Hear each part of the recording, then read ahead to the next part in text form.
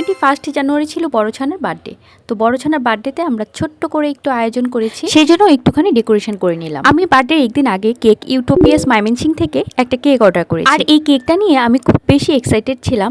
এটা হচ্ছে একটা ক্যান্ডেল থিমের কেক। কেকটা সামনে থেকে কেমন হয় সেটাই চিন্তা করছিলাম, কিন্তু সত্যি কথা বলতে কেকটা সামনে থেকে এত সুন্দর ছিল, সত্যি বলতে আমি ভাবতেও পারিনি যে এতটা সুন্দর হবে। আমার ইচ্ছা ছিল এবারে ডেকোরেশনটা একটু বো থিমে করব, সেই জন্য কেকের মধ্যে আর হচ্ছে ডেকোরেশনের ওয়ালের মধ্যে দেখতেই পাচ্ছেন কয়েকটা বো দিয়ে সুন্দর করে সাজিয়ে নিয়েছি। আর এই বউগুলো কিন্তু আমার বড় ছান নিজের হাতেই বানিয়েছে। আর এই যে হচ্ছে শিশুমণি, সে এখানে বসে কেক কিভাবে খাবে সেগুলোর প্র্যাকটিস করছে। দিশোনার বার্থডেতে দিশোনার থেকে সে বেশি এক্সাইটেড ছিল, কি কালার জামা পরবে, কিভাবে কেক কাটবে, কিভাবে খাবে, সেগুলো নিয়ে তার কত কথা।